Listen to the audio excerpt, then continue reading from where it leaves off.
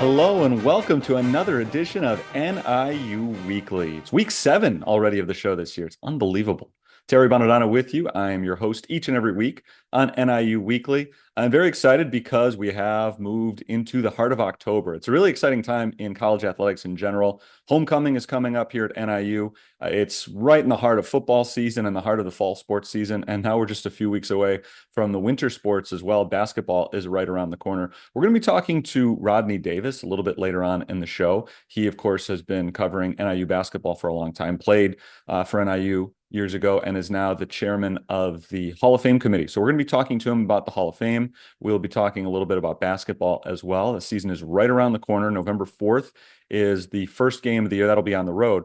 But it is time to get those basketball season tickets right about now. Men's basketball tickets start at $105 for general admission seats and $120 for reserved season seat tickets, while women's basketball tickets are $35 and $50 for general admission and reserved seats, respectively. Discounts are available for NIU faculty and staff, alumni association, and varsity club members and senior citizens. Go to niuhuskies.com/tickets. You can purchase tickets anytime there, or call 815-753-PACK. That's 815-753-7225. You can call that number during regular business hours.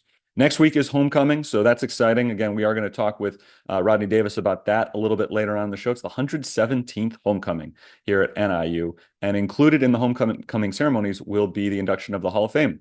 So we'll talk about that a little bit later on the show. And of course, we're going to be talking in just a couple of moments to Thomas Hammock, the head football coach, as well, as we break down the victory over UMass this past weekend and look ahead to Bowling Green in Ohio later this week. Before we get to that interview with Thomas Hammock, though, I do want to tell you about one more event that you're going to be hearing a lot about over the next couple of weeks. That is Huskies Invest. It's the week of giving. That's coming up October 21st through 25th, so just a few weeks away. The emphasis is on supporting student athletes. There are opportunities to support teams, programs, the recreation center, and also specific fundraising initiatives. And this year's goal is $1 million. That's 1,250 gifts that we're looking for in honor of the 125th anniversary of NIU athletics. It really is a great opportunity to be part of NIU and the future of NIU athletics. So again, keep your eyes open because we'll have more information about that as it comes up over the next couple of weeks. So a lot to think about in the world of NIU right now, but we are going to get into our interviews and welcome our first guest. The head football coach at NIU is Thomas Hammock. He'll be joining us right now. Our first guest on this week's edition of NIU Weekly is, as always, the head coach of the football team, Thomas Hammock. Coach Hammock, welcome once again to the show. Hey, thanks for having me. Let's talk about last week's game against UMass. You were trailing at halftime in that one. Came out in the second half. It was like a completely different team. The offense scored on every possession. The defense was stout in that second half. What do you think it said about both your team and your coaching staff that you were able to make those halftime adjustments and flip the script? Well, I think, for our team, it shows the leadership in the locker room. Those guys were upset at halftime. They came back the second half and put the type of performance that we know we're capable of doing. I think for the coaches, obviously there was no flinch or no panic. They put a really, really good plan together for the second half for guys to execute and playing clean football. And that's what we were able to do. So to me, that should be a starting point for us in all three phases of what we wanted to look like. And that's what we're working on this week. It was really the running game that took over offensively in that second half. You had a couple guys, and even the quarterback, Ethan Hampton, had some good runs in there as well. But when you went into that second half and you were able to dominate on the ground, at what point did you think, this is the way we're going to win this game? We're just going to keep running the ball down their throats. Well, I think that first drive of the second half really set the tempo for the game. Our offensive line came out and changed the line of scrimmage. I thought our backs ran hard and decisive, and we were able to pick up yards and stay normal down in distance. So, for us, we understand we're going to have to throw the ball. We're not going to be able to run the ball like that each and every single week. But it's good to establish a line of scrimmage, get those guys with their cleats in the ground, changing the line of scrimmage, and the backs running really, really hard. When you talk about changing the line of scrimmage, I mean, that offensive line in the second half looked as good as they've looked all year. Is that what you expect from them going forward? Well, we expect them to play well. We got a veteran group, a lot of seniors up front, a lot of guys that's played a lot of football. So that group has to lead our offense. We are an offensive line driven offense, and the better they play, the better we'll be on offense. So, with a bunch of seniors, you got to put the pressure on those guys to perform at that level each and every single week. And if we do that, we'll be in good shape as the season goes along. You talked about some of the players in the locker room at halftime not happy with the way that things have been going, and they really spurred on. We got to play better in the second half. And you also mentioned a lot of seniors on that offensive line. How important is it for those five guys to step up and establish the tone? Yeah, sometimes offensive linemen they don't talk very much. They kind of just do their job. But what I saw last week were guys starting to step up and talk and assert themselves in the manner of, "Hey, this is what we need to do." And I think when they do that, obviously everybody else is going to listen because of their experience, the way they play, the focus and discipline that they play with. And I thought it was good for those guys to see in the locker room.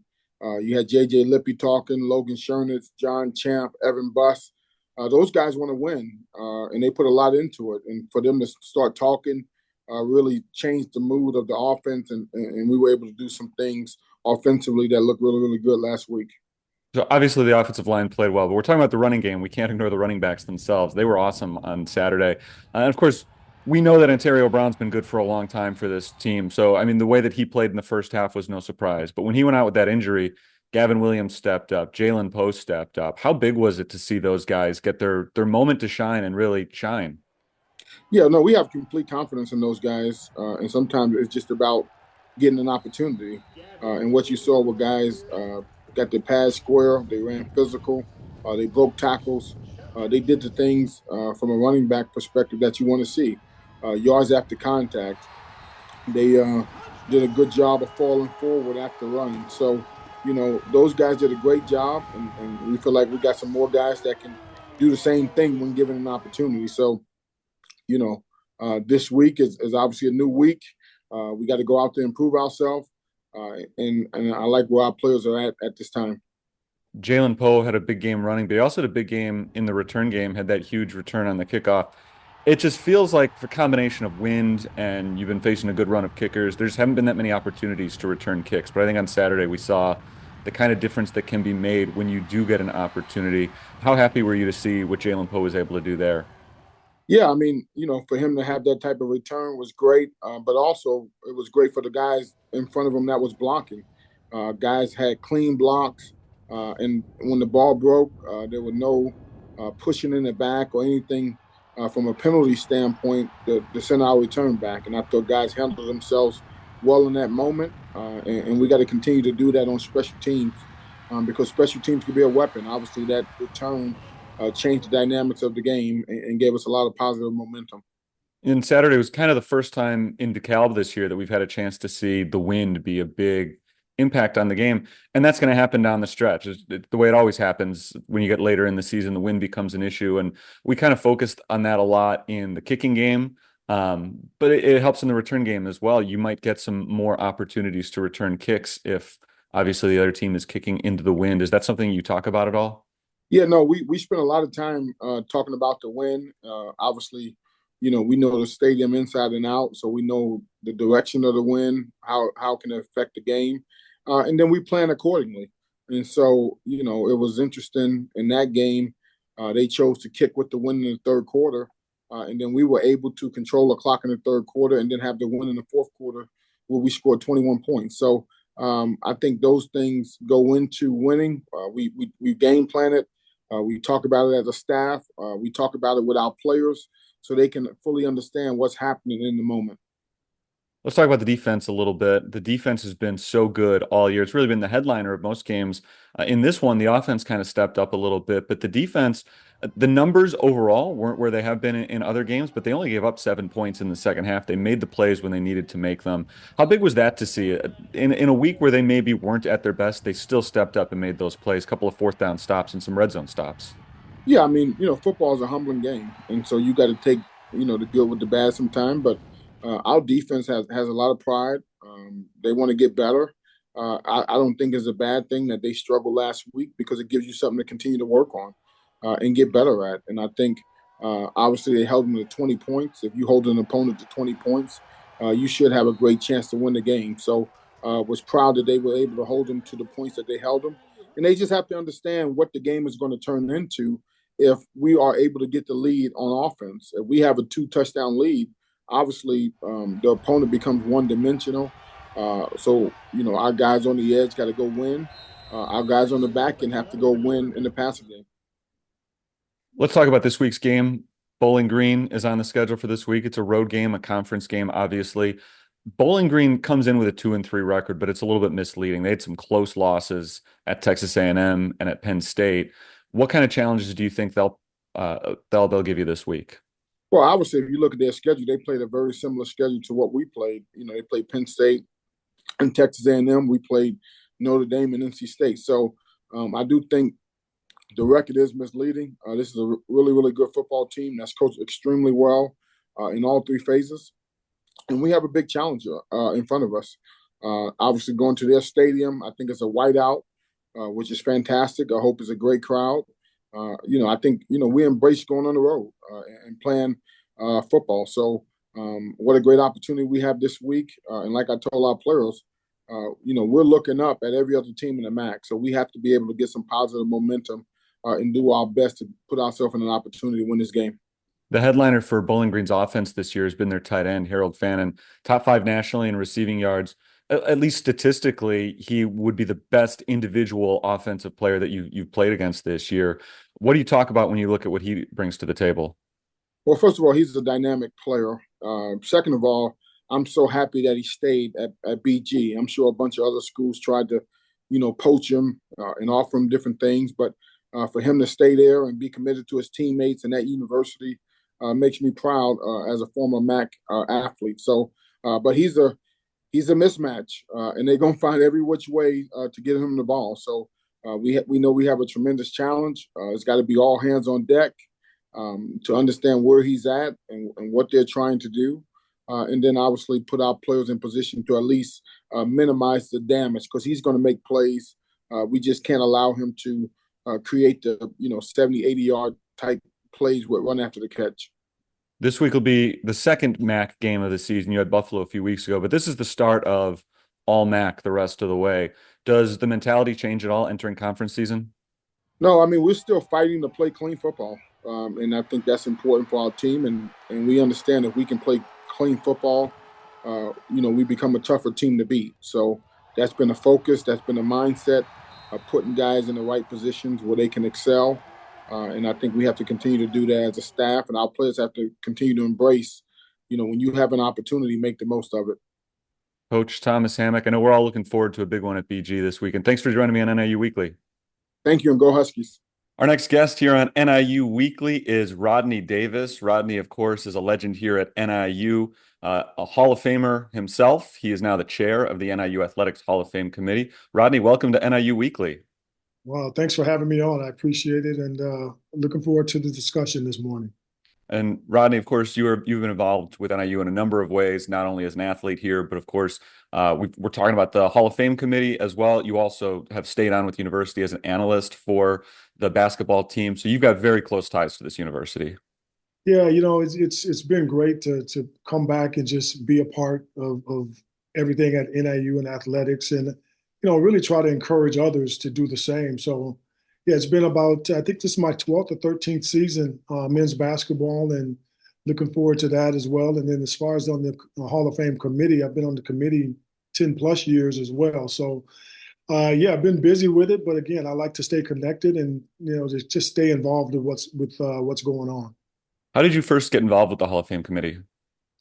It was some years ago when the former AD, Jeff Comfort, it just came to me and said, hey, how would you like to be on the committee? And I'm like, sure. And then, of course, Mike Corsick at the time was the Hall of Fame chair, and I've been knowing Mike for some years. And Mike asked me to be on as well. So I came on as a committee member some time ago. I think that was probably 12, 15 years ago. And then Jeff Comfort took it another level and said, hey, how would you like to kind of be the lead guy on it? I'm like, wow, okay, that's an honor, of course. And here I am still doing it, and really enjoy meeting, not only, the people that's come onto the committee and been able to work with, but more importantly, watching the student athletes get inducted and and their families as well. So it's just a great feeling to see that happen and to go through the whole event and so forth.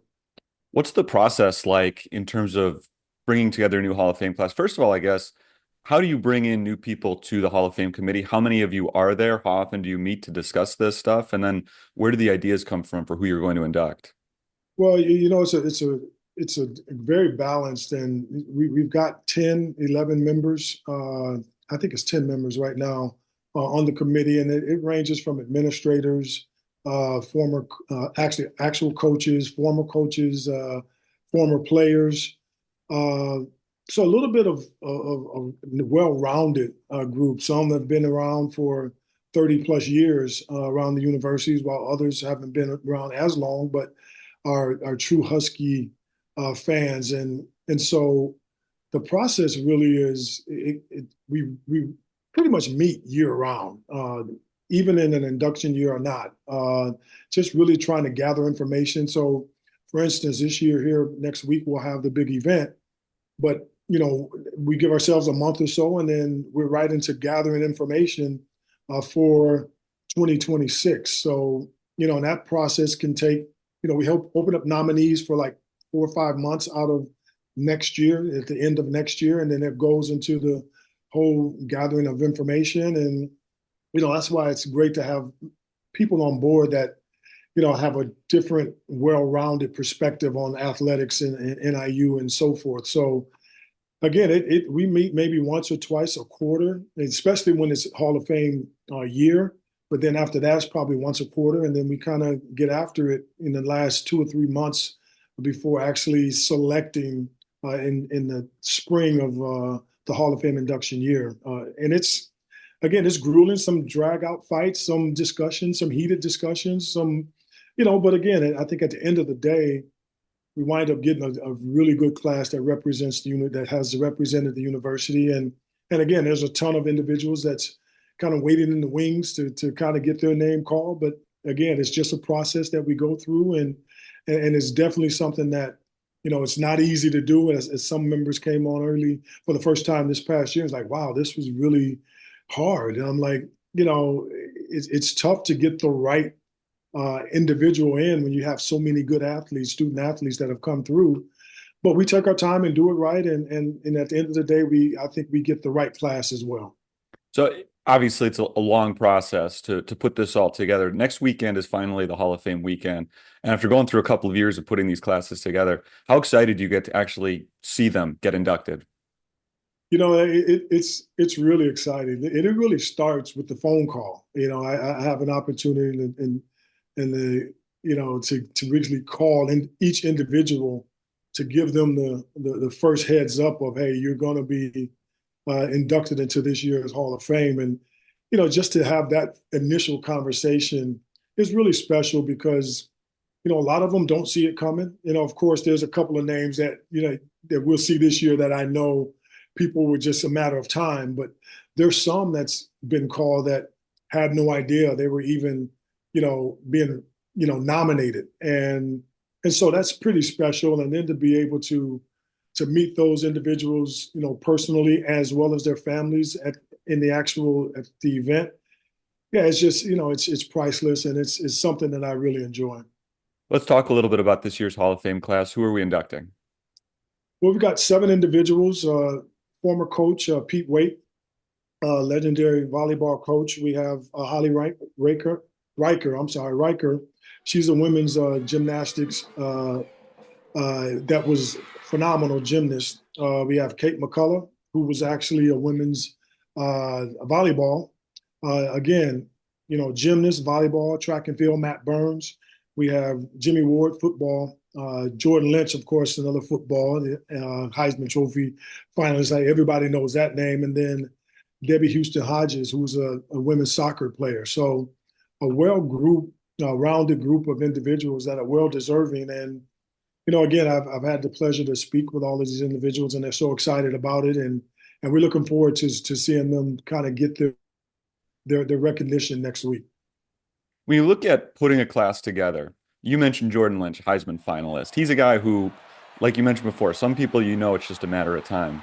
Why is now the time for somebody like that? How do you determine Who gets in what year?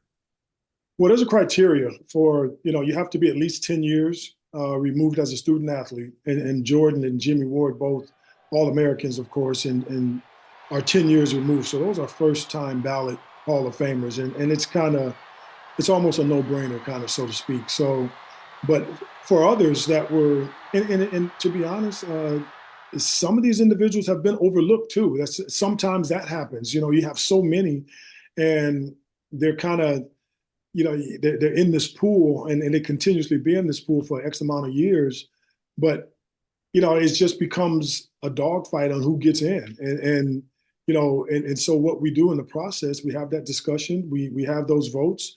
And then when it becomes close, we have more discussions and more drag out discussions. And at the end of the day, you try to sway a person here one way or the other, because again, when you get down to, I would say 25 to 30 solid candidates, and again, we're always adding to that list each year, it becomes apparent that those individuals that are pretty much on that list will probably get it sometime or another. But it gets harder and harder as you keep adding more and more really good student athletes to the mix. So it becomes something that's, it's a process. And again, we go through it. And at the end of the day, we still walk out, really have a great discussion, laugh about it, have dinner or whatever over it.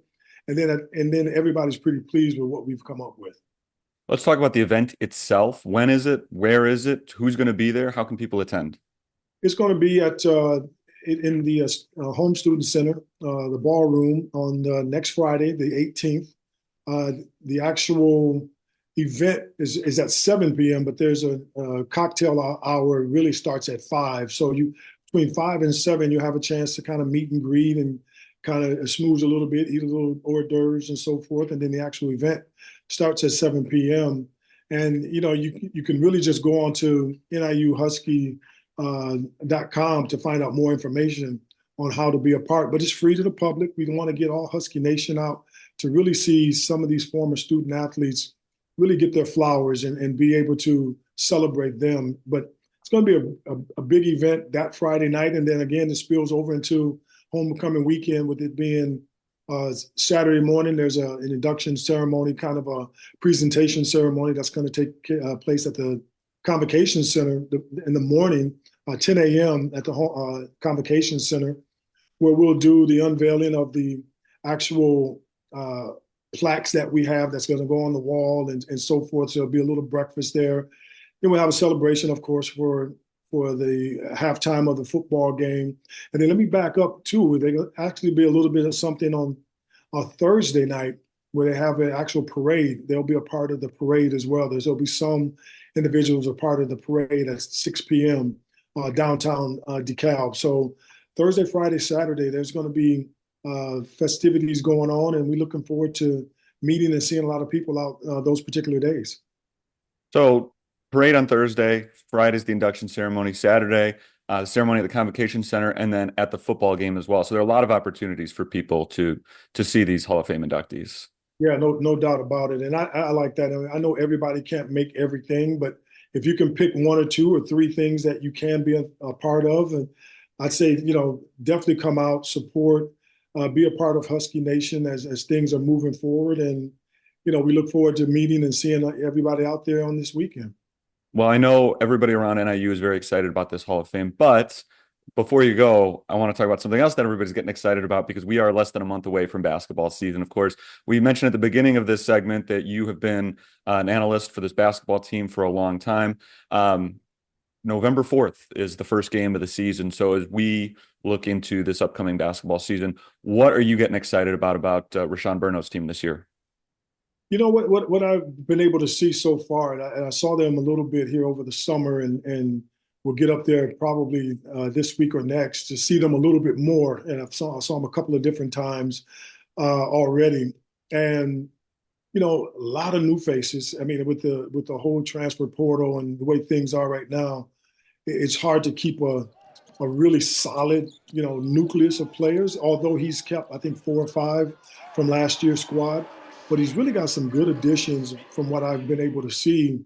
Definitely has size. He has some length. He has athleticism. Seems like he's got some shooters as well. Um, and from what I hear and what I've seen, it's just it seems like to be a more of a cohesive group as well. So you can have great individuals, but on a team sport, those individuals better come together and be able to play as a team. And I think he may have that more than what I've seen in the past. So the talent's there and the enthusiasm's there. They're working hard. They're getting after it, and the attitudes are right. So I'm looking forward to that first game in November 4th and kind of see how they do. They got a lot of in-state rivalry games this year with Illinois State, Bradley, DePaul. So you're talking some teams that are just right in our own backyard to be able to really kind of set the tone for who you are in the state as well as in the MAC conference. Going to get a chance to do that early on. So I'm looking forward to seeing kind of how this team develops along the way. Rodney Davis, been a real pleasure getting a chance to talk to you. Thanks for joining us on NIU Weekly. I appreciate you having me. Anytime you need me, definitely give me a ring. I'll be more than happy to get on again. And of course, go Huskies. As we get set to close up this week's edition of NIU Weekly, I want to first take a look at the schedule for this weekend because it is another big weekend of athletics here at NIU. In fact, it starts on Thursday with a doubleheader. Women's soccer and volleyball taking on Kent State. So if you don't like the Golden Flashes, you've got two opportunities today to come out and root against them. Women's soccer, 4 o'clock. Volleyball, 6 o'clock at home against Kent State. Volleyball is back in action on Friday as well against Ohio. Men's and women's tennis are both in action this weekend. Women's tennis is in Columbus. Men's tennis is in East Lansing, Michigan. Both of them will be in action Thursday, Friday, Saturday, Sunday. Football, of course, takes on Bowling Green. That's at BG on Saturday afternoon, 2:30 start time for this week's football game. And men's golf gets going on Sunday, and they'll cross over into next week, Sunday, Monday. They're down in Vero Beach, Florida. That's the upcoming schedule for NIU athletics for this week, and that'll do it for this week's edition of NIU Weekly. Thanks for joining in. As always, a big thank you to everybody who always takes part in putting this show together. And thank you to today's guest, Thomas Hammock, as always, and Rodney Davis, who was kind enough to talk to us this week about the Hall of Fame. He is, of course, the chair of the Hall of Fame committee. Don't forget that the Hall of Fame ceremony and all of homecoming is coming up next week. So you've still got a little bit of time to make your plans for that. You can find out more at niu.edu/homecoming. And you can get information on community events like the block party, the parade, and everything else that's going on. There are a lot of free events that are open to the public. So definitely go to that website, niu.edu/homecoming. Get all of that information, and we'll see you out in DeKalb next week. It's going to be a great time, and there are going to be a lot of alumni who come back to NIU for that event. In the meantime, this Saturday, we're back on the road with football. Bowling Green game starts at 2:30. We'll have the pregame show for you at 2 o'clock. So make sure you tune in there on WDKB 94.9. Andy Garcia. Mark Lindo will have the call for you. I'll be patrolling the sidelines for that one, and I know it's going to be a lot of fun. So I hope you're with us. Thanks, as always, for tuning in to NIU Weekly. I'll talk to you more next week. Go Huskies.